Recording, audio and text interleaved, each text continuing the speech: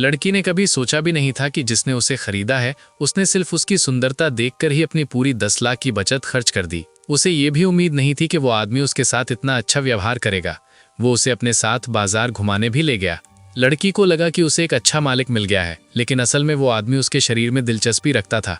जैसे ही वे एक कपड़ों की दुकान पर पहुंचे, उसने लड़की को खास तरह के कपड़े पहनने को कहा। उसी दिन सुबह लड़के ने देखा कि लड़की सो रही है, तो वो उसके लिए नाश्ता बनाने किचन में चला गया। जब लड़की उठी तो उसने सोचा कि इतना बड़ा घर होने की वजह से मालिक अच्छा खाना खाता होगा, लेकिन उसने देखा कि उसका नया मालिक तो उससे भी साधारण खाना खाता है, वैसा ही जैसा गुलाम खाते हैं। लड़की ने उसे दया भरी नज़रों से देखा।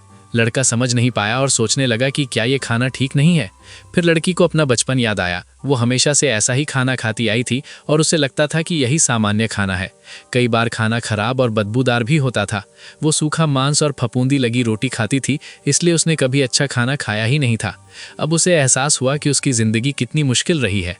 इसी वजह से लड़की ने तय किया कि वो खुद लड़के के लिए स्वादिष्ट खाना बनाएगी। ये सुनकर लड़का बहुत खुश हो गया, जैसे कोई छोटा बच्चा हो। फिर वो दोनों पास के शहर में सामान खरीदने जाने लगे, लेकिन रास्ते में लड़के को याद आया कि उसने अपना सारा पैसा खर्च कर दिया है। जब वो गाड़ी लेने गया तब उसे अपनी गरीबी का एहसास हुआ। अपनी हालत छुपाने के लिए उसने कहा कि पैदल चलना भी अच्छा है, इससे सेहत बनी रहती है। चलते चलते उसके मन में चोरी करने का ख्याल भी आया, लेकिन उसने सोचा कि इससे लड़की पर गलत असर पड़ेगा। फिर उसने सोचा कि क्यों ना अपना केला बेचकर लड़की के साथ मिलकर कोई दुकान खोली जाए। तभी उन्हें दूर से चीखने की आवाज़ सुनाई दी। पास जाकर देखा तो कुछ डाकू एक व्यापारी दल पर हमला कर रहे थे। लड़का पहले तो मदद नहीं करना चाहता था, क्योंकि उसे लगा कि डाकू भी आम इंसान है, लेकिन जब उसने लड़की के चेहरे पर डर देखा तो उसे लगा कि शायद उसके साथ भी पहले ऐसा ही हुआ होगा। लड़की को खुश करने के लिए उसने मदद करने का फैसला किया। उसने अपने जादू से डाकुओं को डराने की कोशिश की, लेकिन एक डाकू उस पर कुल्हाड़ी लेकर हमला करने दौड़ पड़ा। लड़के ने सिर्फ 2 उंगलियों से उसकी कुल्हाड़ी तोड़ दी और उसे बेहोश कर दिया। बाकी डाकुओं ने एक जादूगर को बुलाया। जादूगर ने आग का जादू किया, लेकिन लड़के ने उसे आसानी से रोक दिया। जादूगर ने एक बड़ा जादुई घेरा बना लिया, जिससे लड़का खत्म हो सकता था, लेकिन लड़के ने बस उस घेरे पर पैर रखकर उसे अपने नियंत्रण में ले लिया और उसी जादू को जादूगर पर वापस चला दिया। लड़ाई खत्म होने के बाद लड़का गर्व से लड़की की ओर देखने लगा, लेकिन लड़की डर गई थी।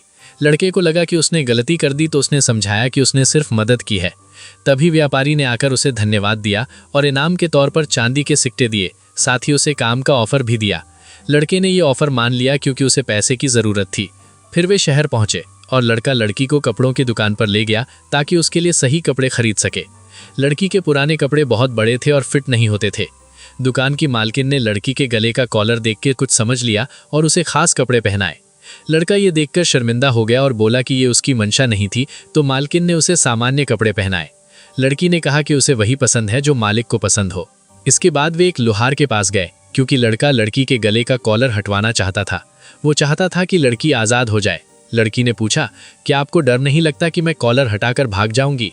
लड़के ने कहा, तुम्हें इसकी ज़रूरत नहीं है। लेकिन लोहार ने बताया कि ये कॉलर जादुई है और इसे सिर्फ असली चाबी से ही हटाया जा सकता है। ज़बरदस्ती हटाने पर मौत हो सकती है। अब लड़की को कॉलर की परवाह नहीं थी, वो लड़के से प्यार करने लगी थी। लड़के को विश्वास नहीं हो रहा था कि जिस लड़की को उसने 10 लाख में खरीदा था, वही अब खुद उसके साथ सोने का निमंत्रण दे रही है। लड़की ने कहा, मालिक, क्या आप मेरे साथ सो सकते हैं? लेकिन लड़के ने मना कर दिया, क्योंकि वो उसे चोट नहीं पहुंचाना चाहता था। उसने कहा कि उसे यहाँ रहना ज़रूरी है, क्योंकि वो पूरे किले के जादू का केंद्र है। फिर भी लड़की ने हार नहीं मानी और बोली, तो कम से कम मेरे घुटनों पर सिर रखकर आराम कर लीजिए। लड़की के चेहरे पर खुशी देखकर लड़का इस मौके को कैसे मना करता।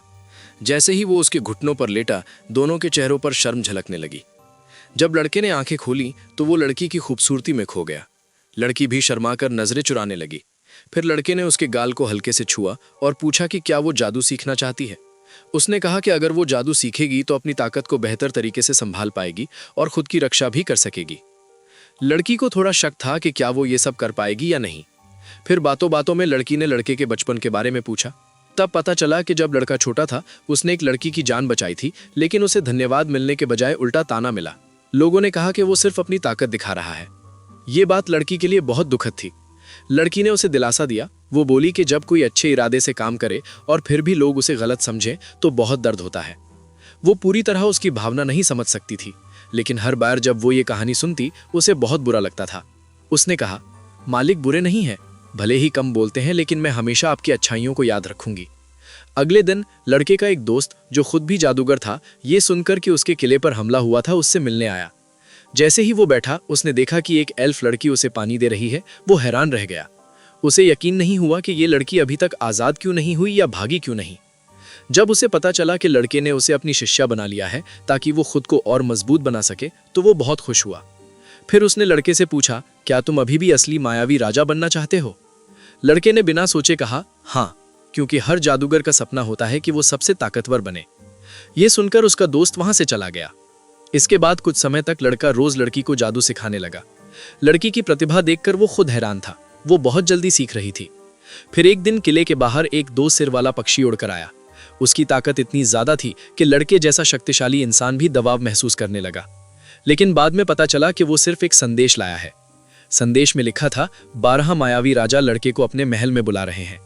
जब वो वहां पहुंचा तो उन 12 की ताकत इतनी भारी थी कि उसे सांस लेना भी मुश्किल लग रहा था। ऐसा लग रहा था जैसे हवा तक रुक गई हो। ये वही लोग थे जिनके पास माँ ओ की मोहर थी। वे दुनिया के सभी जादूगरों को आदेश दे सकते थे। उन्होंने लड़के को बुलाया था ताकि उसे भी एक मोहर देकर 13वां मायावी राजा बनाया जा सके। लड़का इस ताकत को महसूस कर रहा था और समझ गया कि माँ ओ सिर्फ एक नाम नहीं बल्कि बहुत बड़ी शक्ति है।